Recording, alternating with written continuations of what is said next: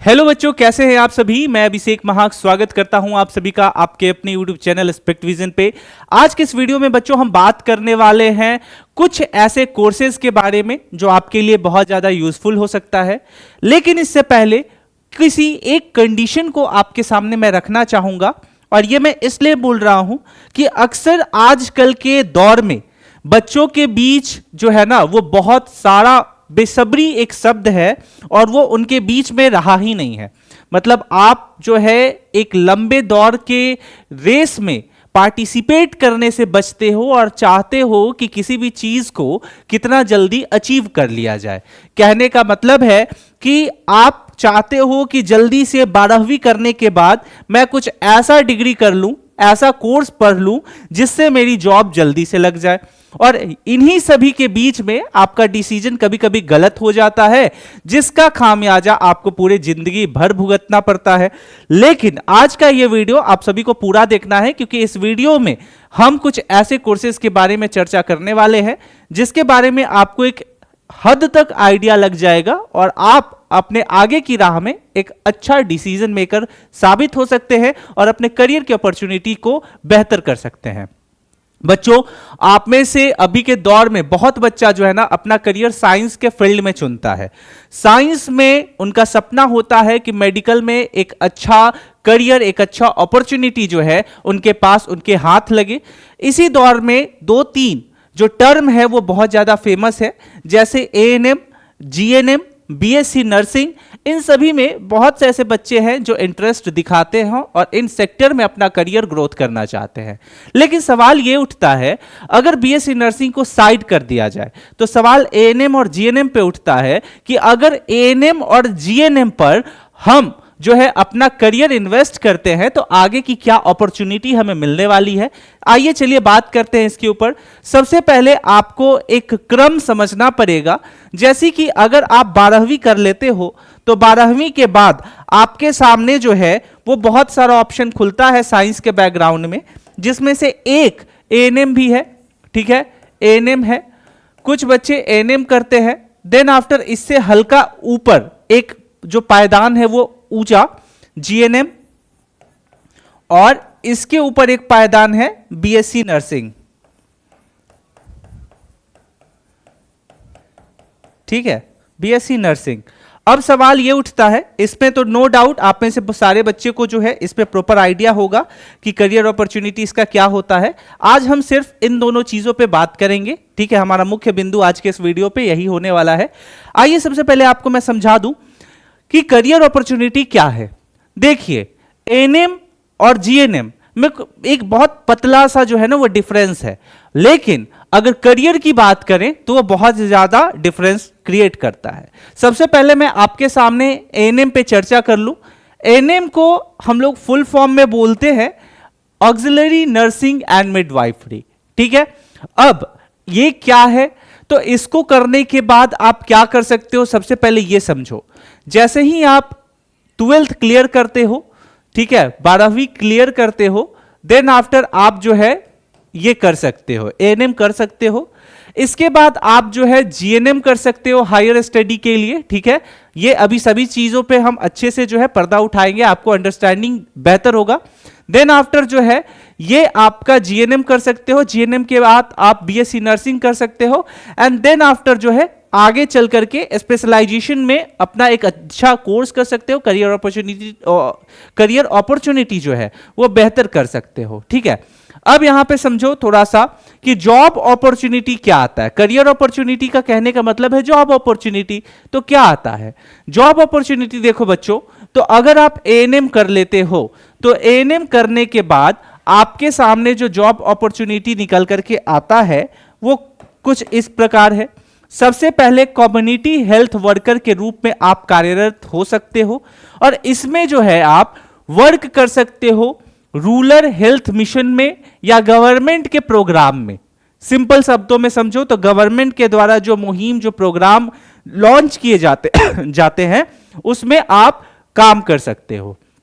दूसरा आपका care taker या फिर होम नर्स के रूप में जो है आप काम कर सकते हो, और ये आपको क्या करना होता है, तो आपको घर पे जो है ये प्रोवाइड कराना होता है केयर टेकर के रूप में एज अ नर्स।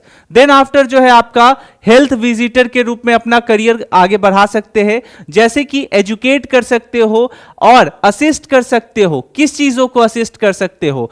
तो आप लोगों के बीच में जो है एक जागरूकता फैला सकते हो, उस लेवल पे आप मुहिम में काम कर सकते हो कि आपके लिए को सैनिटेशन का क्या इंपॉर्टेंस है, ठीक है। आप जो बेसिक चीजें होती है उसमें आपका भागीदारी अधिक होता है।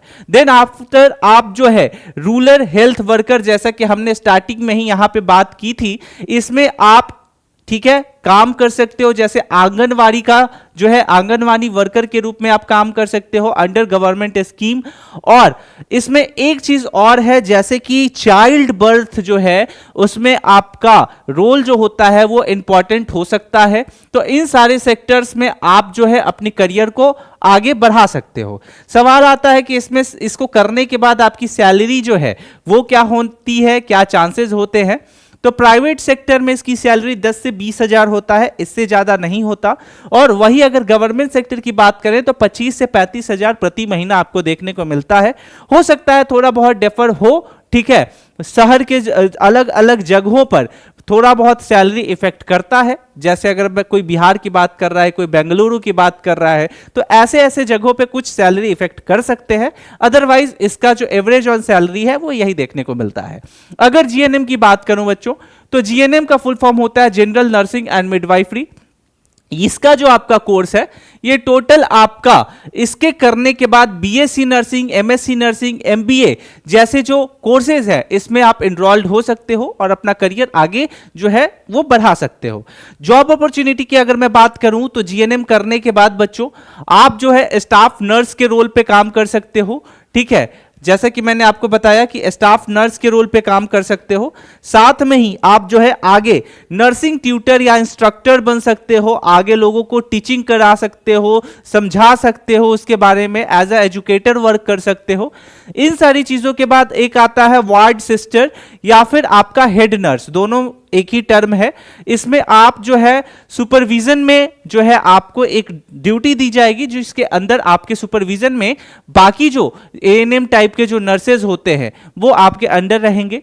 देन आफ्टर आपका जो है पब्लिक हेल्थ नर्स जैसे आप जो है पोस्ट पे तैनात हो सकते हो। देन आफ्टर जो है मिलिट्री नर्स में आप जा सकते हो, लेकिन इसमें कुछ क्राइटेरिया होता है। जीएनएम आप करोगे तो यहां पे कहीं कहीं पे कभी भी आप फॉर्म भरोगे कभी भी जॉब के लिए तो वहां पे होता है कि 50 बेड 100 बेड के हॉस्पिटल में आपका 1 साल 1.5 साल 2 साल का एक्सपीरियंस होता है, खोजता है। इन सभी चीजों के बाद आप जो है आप प्राइवेट हॉस्पिटल में काम कर सकते हो। और अगर इसकी एवरेज सैलरी की बात करें तो प्राइवेट हॉस्पिटल में 20 से 40, गवर्नमेंट में आपका 35 से 60। और अगर इसके बाद आप अब्रॉड जाते हो, बाहर जाकर के पढ़ाई करते हो तो या फिर करियर अपॉर्चुनिटी चुनते हो तो 1 से 3 लाख के प्रति आपका जो मंथ है वो देखने को मिलता है। तो ये बेसिक दोनों का डिफरेंस था। इसके बाद अगर मैं बात करूं कि दोनों में बेस्ट कौन सा है, तो सिंपल सा आप समझ लो कि एएनएम आपका 2 साल का होता है, ठीक है। और एक सिंपल शब्दों में और अच्छे से अगर मैं बातें करूं तो आप समझ सकते हो कि अगर आप एएनएम करते हो, ठीक है, तो एएनएम डायरेक्ट आप 12th के बाद कर सकते हो, आपके लिए उसके लिए ज्यादा वेट नहीं करना पड़ेगा। अगर शॉर्ट टर्म में आप चाहते हो, आपके पास समय नहीं है, आयु दिक्कत है, एज लिमिटेशन है, तो आप एएनएम करके आगे अपनी काम को जो है वो बढ़ा सकते हो। जीएनएम के लिए आप जो है आपको प्रॉपर 3 साल यहां पे ड्यूरेशन आप देख सकते हो। और उसके बाद इसके बाद आपका बीएससी नर्सिंग, एमएससी नर्सिंग जो हमने बताया, यहां पे आपका जो है ये हायर एंट्री लेवल है। और एक चीजों को और आप अच्छे से समझ लो कि चाहे एएनएम हो चाहे जीएनएम हो, इन सभी के बाद आपको मैं ये सजेशन जरूर देना चाहूंगा कि आप जो है बीएससी नर्सिंग पे फोकस करो। अगर आपको नर्सिंग सेक्टर में जाना है, अगर आपको हेल्थ सेक्टर में जाना है तो बीएससी नर्सिंग, क्योंकि थोड़ा बहुत जो है ये 4 साल का आपका डिग्री कोर्स है, इसमें समय लगेगा, लेकिन इसका जो आउटकम होगा वो काफी बेहतर होगा, अपॉर्चुनिटी काफी बेहतर होगी और आगे जो है बहुत सारे रास्ते खुल करके आएंगे। तो आपसे मैं ये रिक्वेस्ट करूंगा कि एएनएम और जीएनएम अगर आप कर रहे हो या फिर करने वाले हो, जो बच्चे कर रहे हैं वो बीएससी नर्सिंग जैसे कोर्सेज जरूर करें। और जो एएनएम और जीएनएम का सोच रहे हैं, जिन्हें आइडिया नहीं है, तो मैं ये सजेशन दूंगा कि एएनएम और जीएनएम से अच्छा विकल्प आपके लिए बीएससी नर्सिंग है। और इसके लिए बहुत से अलग अलग स्टेट जो है एंट्रेंस एग्जाम निकालता है, जिसमें आपका जो टॉप प्रायोरिटी है वो गवर्नमेंट कॉलेज होना चाहिए, क्योंकि प्राइवेट कॉलेज में अगर आप बीएससी नर्सिंग करते हो तो इसकी जो ये आपको फी देनी पड़ेगी वो लाखों रुपए में चली जाती है। वही अगर कंपेयर करें गवर्नमेंट कॉलेज से, तो उसकी जो फी होती है वो प्राइवेट के मुकाबले बहुत हद से ज्यादा कम होता है। और अगर थोड़ा सा मेहनत आप और करते हो तो AIIMS BSc nursing entrance exam हर साल होता है, वहां आप मेहनत करके निकाल सकते हो। और यकीन मानो 3 से 4 हजार रुपए जैसे अमाउंट में आपका प्रॉपर बीएससी नर्सिंग कोर्स हो जाएगा और top faculty, top stage, top performance आप वहां से करोगे। आई होप कि ये वीडियो आपके लिए यूजफुल रहा होगा। आप सभी बच्चों से मैं रिक्वेस्ट करना चाहूंगा कि आप इस व्हाट्सएप ग्रुप से जुड़ जाइए, इसका लिंक डिस्क्रिप्शन में पिन कर दिया गया है। और यहां से जुड़ने से आपको बेनिफिट क्या होगा कि इसी प्रकार का और भी वीडियो और भी इंफॉर्मेशन आपको सही समय पर प्राप्त होते रहेगा।